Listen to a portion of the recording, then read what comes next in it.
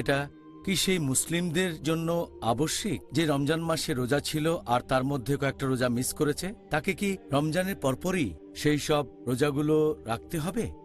এটা বাধ্যতামূলক না যে কেউ যদি রমজান মাসে রোজা রাখতে না পারে তাহলে সেগুলো রাখতে হবে খুব তাড়াতাড়ি।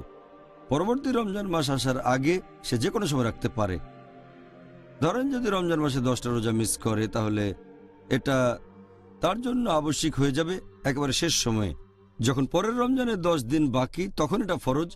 এ সময় তাকে রোজাগুলো রাখতেই হবে। তবে সাধারণ নিয়ম হচ্ছে আপনি পরবর্তী রমজানের আগে যে কোনো সময় রোজাগুলো রাখতে পারেন, কিন্তু সুপারিশ করা হয়েছে এই রোজাগুলো রাখতে হবে যত তাড়াতাড়ি সম্ভব, কারণ আমরা কেউ জানি না কতদিন বেঁচে থাকব, হঠাৎ মারাও যেতে পারি। আর একটা হাদিস আছে সহিহ বুখারীতে, খণ্ড নম্বর 3, বুক অব ফাস্টিং, হাদিস নাম্বার 1950।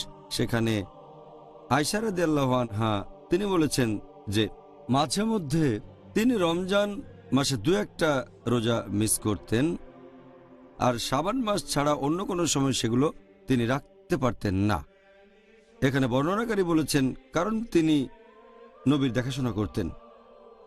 এই হাদিস থেকে আমরা জানতে পারি যে এখানে কোনো সময়সীমা নেই।